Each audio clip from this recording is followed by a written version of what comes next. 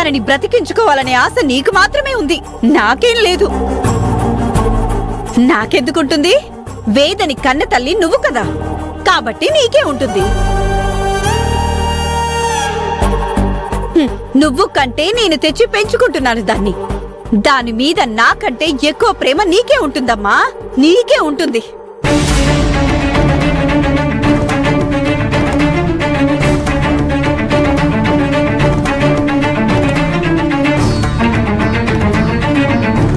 అంత కన్సర్నున్నదానివే అయితే హాస్పిటల్లో నువ్వు అలా మాట్లాడేదానివి కాదు. ఇప్పుడు ఇంటి ముందుకొచ్చి ఇలా అర్థం పర్థం లేకుండా గొడవ పడేదానివి కాదు. అమ్మా, నువ్వు తప్పు చేసి ఆవిడెందుకు అంటున్నావు? రే విష్ణు, అత్తయ్య తప్పు చేసిందంటావేంటి? అవును, తప్పు ఈవిడిదే. ఇప్పుడే కాదు, ఎన్నోసార్లు వీళ్ళ విషయంలో తప్పు మీద తప్పు, తప్పు మీద తప్పు చేస్తూనే ఉంది. విష్ణు! అవునమ్మా, నీకెన్నిసార్లు చెప్పాను, వాళ్ళ విషయంలో కల్పించుకోవద్దు, వాళ్ళ విషయం పట్టించుకోవద్దు, వాళ్ళకి ఏ సాయం చెయ్యొద్దని. కానీ విన్నావా? ఆవిడ కూతురేదో నిలువెత్తు బంగారం, ఆ బంగారాన్ని నువ్వు తెచ్చేసుకుని బాగుపడిపోతావని తన ఇష్టం వచ్చినట్టు మాట్లాడుతుంది. హాస్పిటల్లో ఆవిడ తన కూతురికి రక్తం ఇవ్వద్దు అని చెప్పిన తర్వాత కూడా ఎందుకు రక్తం ఇచ్చావమ్మా? రే, అక్కడ పేద పరిస్థితి చూసి. ఎవరమ్మా వేద? ఏమవుతుంది నీకు?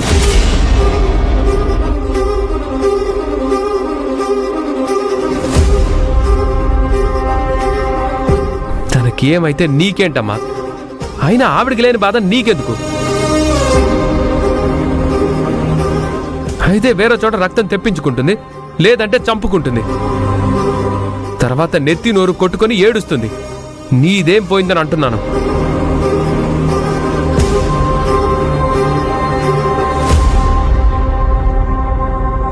ఒరేయ్, ఆ పరిస్థితుల్లో వేదనే కాదురా, ఎవరున్నా అలా చూస్తూ వదిలేలేం కదా.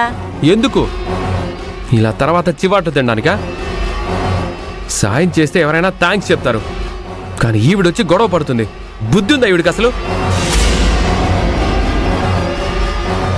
ఏ విష్ణు, మా అమ్మ గురించి ఇష్టం వచ్చినట్టు మాట్లాడొద్దు. మరి ఇంతసేపు మా అమ్మ గురించి మీ అమ్మ మాట్లాడిందేంటి? అప్పుడు నీ నోరు మూగబోయిందా? ఇప్పుడు లేస్తుందా నోరు? రక్తం ఇచ్చి నీ ప్రాణాలు కాపాడింది ఈవిడ. చేసిన మేలు మర్చిపోయి ఇష్టం వచ్చినట్టు మాట్లాడుతుంది ఆవిడ.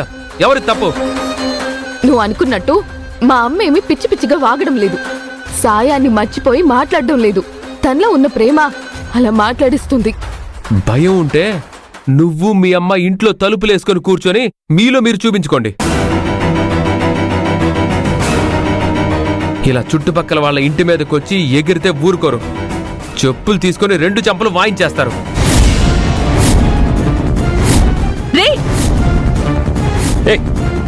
నువ్వు చెప్పులు తీసుకొని వాయిస్తూ ఉంటే చూస్తూ కూర్చోడానికి మేమేం గతి లేని వాళ్ళం కాదు. లేదు, మీరు గతి లేని వాళ్లే.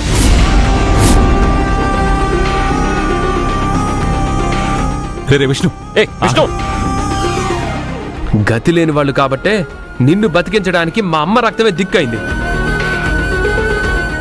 గతి లేని వాళ్ళు కాబట్టే ప్రతి నెల మా ఇంటి నుంచి సరుకులు పట్టుకెళ్తున్నారు.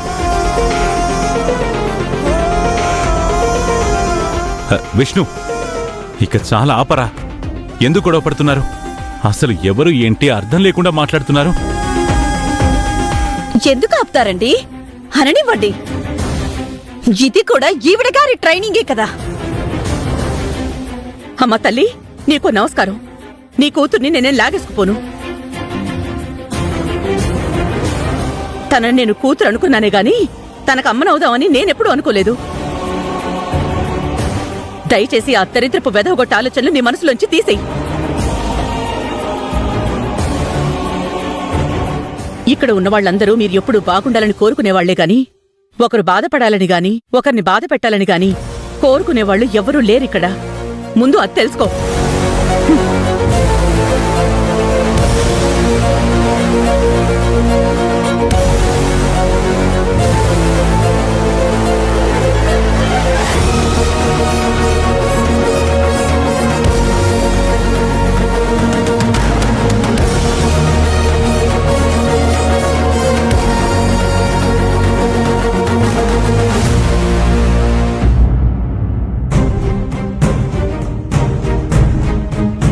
అన్నపూర్ణతయ్య వేదకి రక్తం ఇచ్చిన విషయం లలితత్తయ్యకి ఎలా తెలిసింది మావా?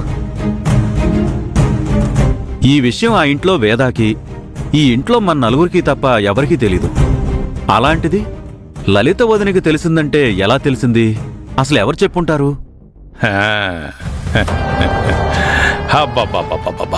ఫస్ట్ టైం ఏం తినకుండా కడుపు నిండిపోయాడు అనిపిస్తుంది. ఇలాంటి సన్నివేశాలు మా ఇంట్లో ఎన్నో వస్తే చైర్మన్ గారు హ్యాపీగా ఫీల్ అవుతారు. నా కొడుక్కి ఆ అమెరికా సంబంధం ఖాయం చేసేస్తారు. అబ్బా శబాష్ కోటయ్య అని అంటారు.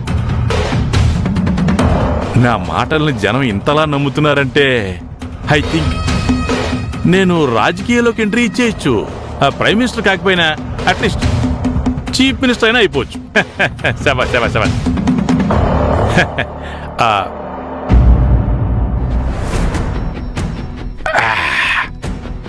ఒకవేళ మా నాన్న ఏమన్నా చెప్పుంటాడా? చెప్పాడంట వాలుడు.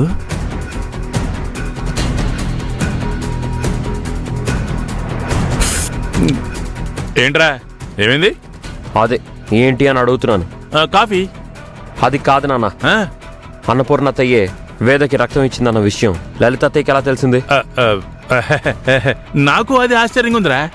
దానికే కాఫీ తాగుతూ అదే థింక్ చేస్తున్నాను. మరీ ఓవర్ యాక్షన్ చేయకండి. ఈ విషయం లలిత వదినతో మీరే కదా చెప్పారు? చెప్పు నాన్న, లలితత్తయ్యతో ఈ విషయం చెప్పింది నువ్వా కాదా?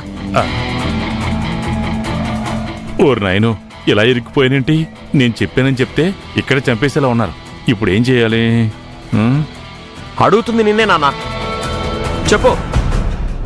ఈ డౌట్ వేరే వాళ్ళ మీద కనుక వచ్చుంటే ఇలా కాదు, కాలర్ పట్టుకొని అడుగుండేవాణ్ణి. తండ్రి అనే గౌరవంతో మర్యాదగా అడుగుతున్నాను, చెప్పు నాన్న. ఎవరు లలితత్తయ్యతో ఈ విషయం చెప్పింది? నువ్వే కదా? రేయ్, నేను కాదంటే నువ్వు నమ్ముతావా? నమ్మవండి.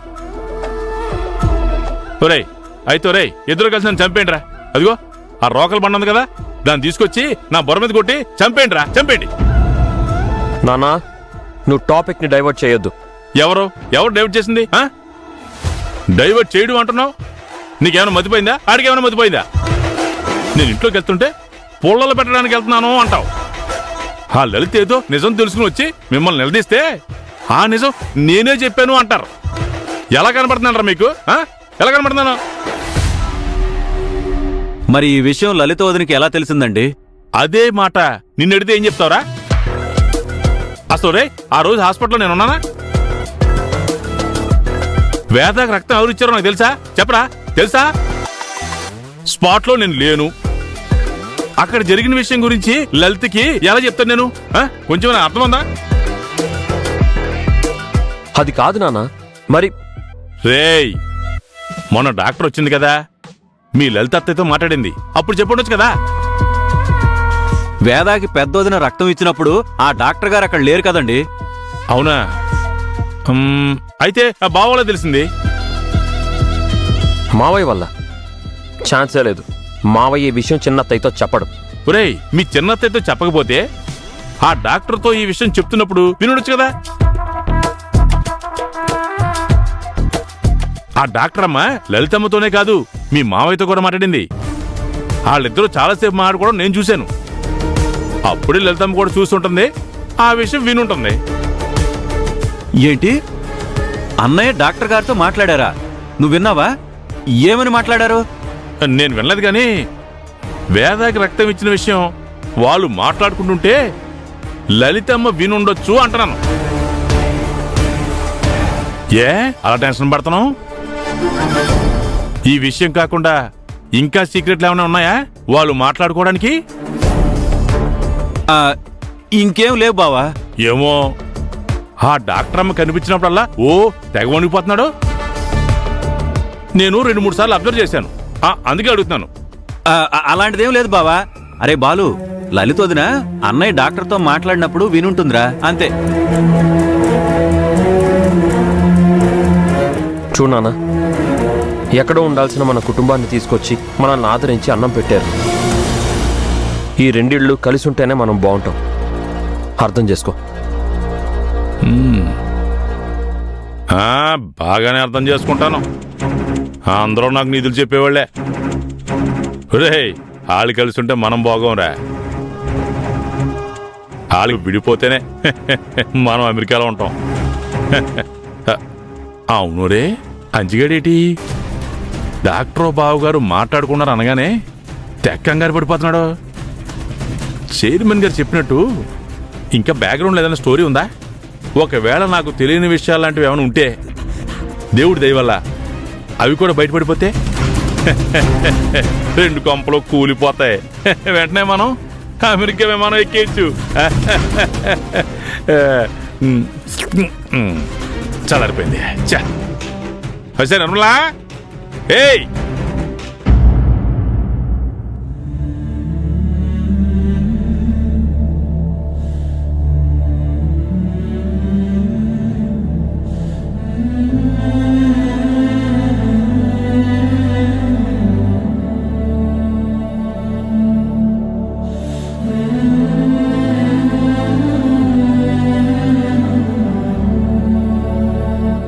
అమ్మా, నిన్ను చూసి జాలిపడాలో నీ మీద కోప్పడాలో ఫస్ట్ టైం నాకేం అర్థం కావడం లేదమ్మా. నిన్ను నన్ను వేరు చేస్తారా? తల్లి బిడ్డలను వేరు చేయడం ఎవరి వల్లైనా అవుతుందా? అది మా అమ్మాయిన నిన్ను నీ నుంచి నన్ను వేరు చేయడమా? అది ఎవరి వల్ల కాదమ్మా. నేను బతికినా నీ కూతురుగానే బతుకుతాను, చచ్చినా నీ కూతురుగానే చేస్తాను. ఏంటా మాటలు? లేకపోతే ఏంటమ్మా నువ్వు మాట్లాడిన మాటలు? నాకు రక్తం ఇచ్చింది అన్నపూర్ణ అని తెలుసు కూడా చెప్పకపోవడానికి కారణం నువ్వు ఇలా రియాక్ట్ అవుతావని. నాకు రక్తం ఇచ్చింది ఆవిడ కాకుండా వేరే ఎవరో అయి ఉంటే నువ్వు ఏమనే దానివి? దేవతలా చూసేదానివి కదా. నాకు రక్తం ఇచ్చింది ఎవరో అని తెలిసినప్పుడు నువ్వేమన్నావు? ఆవిడ మన పాలిట దేవత అన్నావు కదమ్మా. కాని రక్తం ఇచ్చింది ఆవిడే అని తెలిస్తే దేవత అన్న నువ్వే ఇలా ఎందుకు మాట్లాడుతున్నావు అమ్మా? ఆవిడ నన్ను ఎక్కడ దగ్గర చేసుకుంటుందో అన్నా నీలో ఉన్న భయమా? లేదా ఆవిడంటే నిజంగా నీకు ద్వేషమా? చెప్పమ్మా. భయమే. కానీ నువ్వు మాట్లాడిందైతే చాలా తప్పమ్మా. ఏ విషయంలోనైనా మా అమ్మ కరెక్ట్ అని వాదిస్తాను, ఎందుకంటే నువ్వు తప్పు చేయవు. కానీ ఇప్పుడు మాత్రం నువ్వు చేసింది తప్పే అమ్మా. నువ్వు భయపడుతున్నట్టు ఆవిడ నన్ను నీకు దూరం చేస్తుందో లేదో తెలీదు, కానీ ఈ భయాలతో నువ్వు మాత్రం అందరినీ దూరం చేసుకుంటున్నావు, అందరినీ బాధ పెడుతున్నావు. ఇదైతే నాకు నచ్చలేదమ్మా, నచ్చలేదు.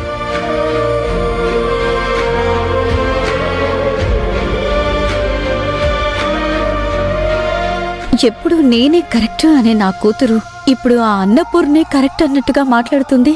ఎందుకేనేమో నేను భయపడుతుంది.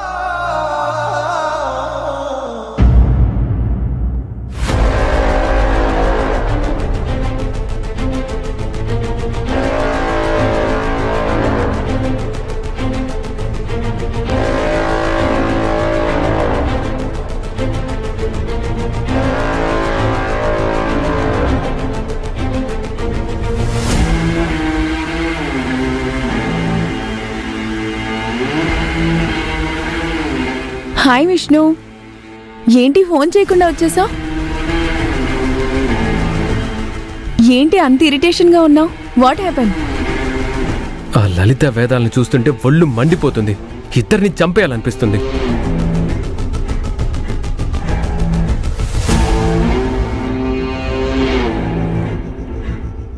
ఏంటండి, విష్ణు ఏదో ఫ్రస్ట్రేషన్లో ఉన్నట్టున్నాడు.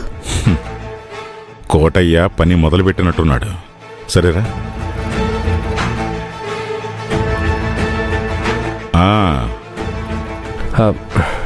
ఏంటి విష్ణు, నిన్ను చూస్తుంటే ఏదో చిరాకులో ఉన్నట్టున్నా? ఆ లలితని వేదని మా ఇంటి ముందు లేకుండా చేయండి అని అడిగాను. మీరు నాకు ప్రామిస్ కూడా చేశారు, కానీ మీరు ఇప్పటి వరకు ఆ పని చేయలేదు అంకుల్. ఇంతకీ ఏమైంది? వాళ్ళ వల్ల మళ్ళీ నీకేమైనా ఇబ్బంది వచ్చిందా? ఇబ్బంది కాదంటే అవమానం జరిగింది.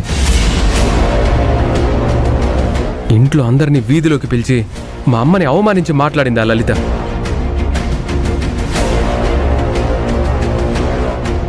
ఎందుకు? ఆ వేద చావు బతుకుల్లో ఉంటే పోనీలే పాపమని చెప్పి మా అమ్మ రక్తం ఇచ్చి బ్రతికించింది. అది వాళ్ళకి తప్పంట. అదేంటి, ప్రాణాలు నిలబడితే థ్యాంక్స్ చెప్తారు కానీ ఇలా అవమానిస్తారా? వాళ్ళంతే, నీతి లేని మనుషులు, కృతజ్ఞత అంటే తెలియని మనుషులు. మా అమ్మ కూరగాయలు కోస్తుంది, వంటలు చేస్తుంది, క్యాటరింగ్లు అవి ఇలా అన్నీ చేసి సంపాదించి 2 ఇళ్ళని నిలబెట్టింది. నెల నెల వచ్చి చేయి చాచి వాళ్ళ ఇంట్లోకి కావాల్సినవన్నీ తీసుకుని పోవడానికి చేతులొస్తాయి. కానీ ఇన్ని చేసిన మా అమ్మని మెచ్చుకోవడానికి మాత్రం నోళ్లు రావు, గౌరవించడానికి మనసులు రావు. సరేలే విష్ణు, దేనికైనా టైం రావాలి. సమయం చూసి వాళ్ళని అక్కడి నుంచి ఎలా తప్పించాలో నేను తప్పిస్తా కదా. నువ్వు కూల్ అవ్వు. అవును విష్ణు, వాళ్ళ సంగతి మా డాడ్ చూసుకుంటానని చెప్పారు కదా, నువ్వేం ఫ్రస్ట్రేట్ అవ్వకు. దా బయటికెళ్దాం. రా.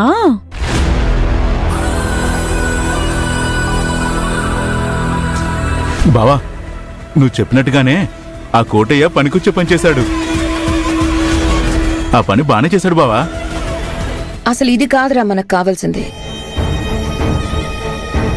వేదకి అన్నపూర్ణ రక్తం ఇచ్చిందన్న విషయం తెలిసి గొడవ జరగడం ఒక్కటే కాదు, అసలైన మ్యాటరు వాళ్ళ డెలివరీకి సంబంధించింది. మీ బావ చెప్పినట్టు ఆ అనుమానమే నిజం అని నిరూపిస్తే కనుక అప్పుడుంటుందిరా ఆ 2 కుటుంబాలు శాశ్వతంగా దూరం అయిపోతాయి. లలిత తనంతట తానుగా వెళ్ళి ఆ నిజాన్ని తెలుసుకునే ప్రయత్నం చేయటానికి కోటయ్య ఆల్రెడీ ఆ పని మొదలుపెట్టేశాడు కాంచనా.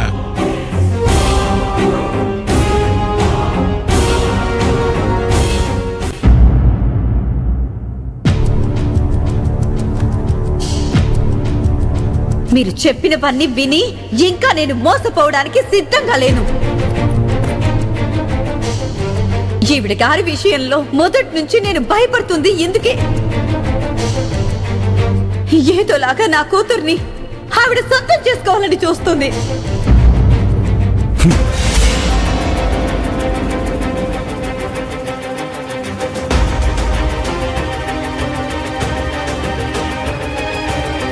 ఏమండి, మజ్జిగ తీసుకోండి.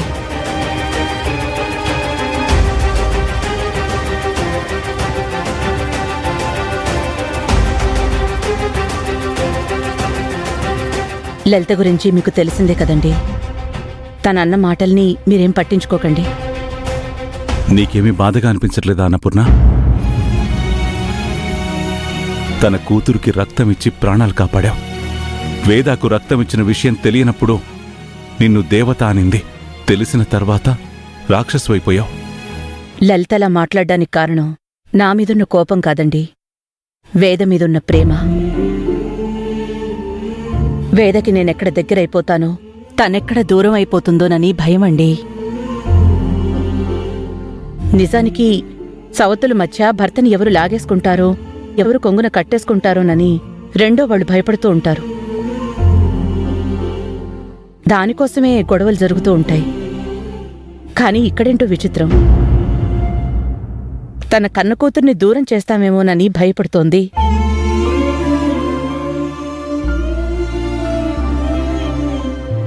ఎందుకు తనలా ఆలోచిస్తోందో, అసలు ఎవరు తనకలా ఎక్కిస్తున్నారో నాకేం అర్థం కావడం లేదండి. ఎంత కాదన్నా వేదాని కన్న తల్లి తను. ఎవరు ఎంత చెప్తే మాత్రం, ఎంత ఎక్కిస్తే మాత్రం ఏంటి? నేను పెద్దమ్మనవుతాను, కాని అమ్మనైతే కాలేను కదండి. ఆ విషయం ఎందుకు అర్థం కావడం లేదు తనకి?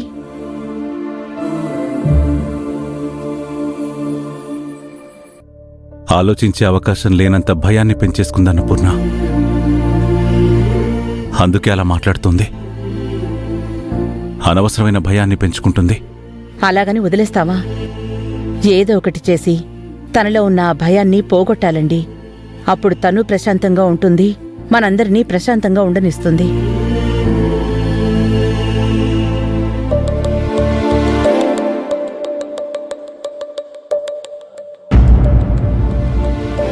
ఎవరు ఎన్ని చేసినా తన మనసునైతే మార్చలేమన్న పూర్ణ. మీరిద్దరూ తల్లి కూతుర్లు కాబట్టి బిడ్డ ఎప్పుడైనా తల్లి సొంతం. బిడ్డ ఎప్పుడైనా తల్లిని వెతుక్కుంటూ వెళ్తుందని ఆ కాలమే తన మనసులో ఆలోచన పుట్టించుంటుంది. దాన్ని మనం మార్చలేం కదా. ఈ సమస్య ఎలా సమసిపోతుందో కాలమే చెప్పాలి.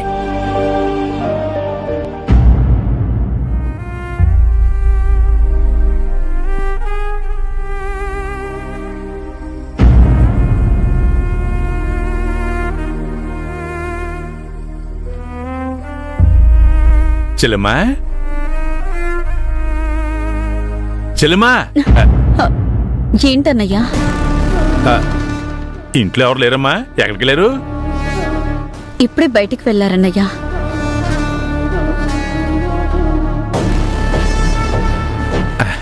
అమ్మా, అంత పరధ్యానంగా ఏం ఆలోచిస్తున్నావమ్మా? ఏం చెప్పమంటావన్నయ్యా?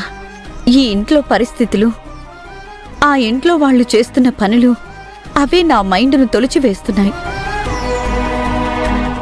ఆ ఆలోచనలోనే ఉన్నానన్నయ్యా. దీనికే నువ్వు ఇలా అయిపోయావంటే ఎలా? ఇంతకంటే పెద్ద విషయాలు అలాంటివి ఏమన్నా తెలిస్తే ఇంకేమైపోతావో. ఇంకా పెద్ద విషయాలా? ఏమున్నాయి? చెప్తాను గాని అమ్మా, నేను అడుగుతాను, చెప్పు. అన్నపూర్ణకి నీకు ఒకే రోజు ఒకే చోట డెలివరీ అయింది కదా? అవును. వేద పుట్టినప్పుడు అమ్మా నువ్వు స్పృహలోనే ఉన్నావా?